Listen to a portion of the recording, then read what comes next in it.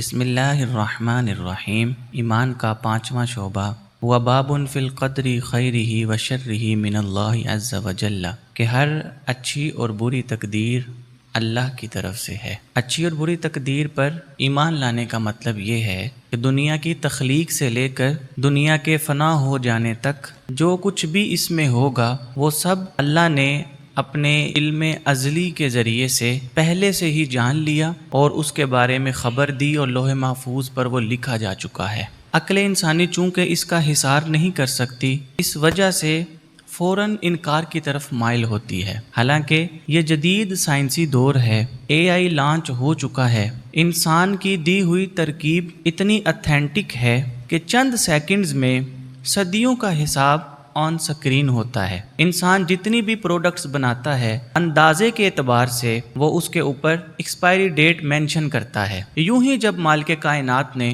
اس عالم کو بنایا تو ارشاد فرمایا انا کل شیء خلقناہ بقدر، کہ ہم نے ہر چیز کو ایک اندازے کے مطابق پیدا کیا ہے۔ اب ایک مومن کو رسول پاک صلی اللہ علیہ وآلہ وسلم کی طرف سے یہ حکم ہے کہ اللہ نے اس کے لیے جو لکھ دیا ہے اسے تسلیم و رضا کے ساتھ قبول کرے، اس وجہ سے کہ تقدیر کا مسئلہ اتنا نازک ہے کہ بسا اوقات اس میں بحث و مباحثہ وہ کفر تک لے جاتا ہے۔ اور بات یہاں سے شروع ہوتی ہے کہ اگر اللہ نے سب کچھ لکھ دیا تھا تو پھر انسان تو مجبور محض ہوا، انسان نے تو وہ کرنا ہے کہ جو لکھا جا چکا ہے۔ حالانکہ کلام مجید نے ارشاد فرمایا کل شیء فعلوہ فی الزبر وَكُلُّ صغیر و کبیر مستتر۔ سورہ قمر میں یہ آیت جگمگا رہی ہے کہ اللہ نے فرمایا انہوں نے جو کچھ بھی کیا وہ سب کتابوں میں لکھا ہوا ہے۔ اس آیت میں یہ نہیں فرمایا گیا کہ جو کتاب میں ہے وہ انہوں نے کیا،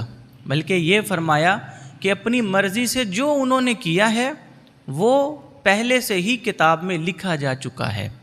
ہاں یہ چیز ہے کہ کچھ امور سماویہ ہیں اور کچھ امور شرعیہ ہیں۔ انسان کو اللہ پاک نے امور سماویہ میں اختیار نہیں دیا، جیسا کہ زندگی، موت، صحت اور بیماری، کہ ان پر انسان کو کوئی اختیار نہیں، جبکہ ایمان، کفر، نیکی کرنا، بدی کرنا، اپنی مرضی سے کہیں آنا جانا، یہ انسان کے اختیار میں اللہ پاک نے دیا ہے۔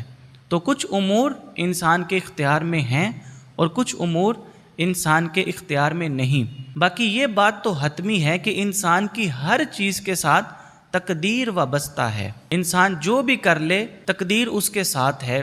چنانچہ حضرت عمر فاروق رضی اللہ تعالی عنہ، آپ نے ایک مرتبہ طاعون زدہ شہر میں جانے سے انکار کیا، تو کسی نے آپ سے یہ سوال کیا کہ آپ تقدیر سے بھاگ رہے ہیں؟ تو جواباً فاروق اعظم رضی اللہ تعالی عنہ فرماتے ہیں کہ میں تقدیر سے تقدیر کی طرف بھاگ رہا ہوں، کہ یہاں پر آنا اور ادھورا چھوڑ کر واپس چلے جانا یہ بھی تقدیر ہی ہے۔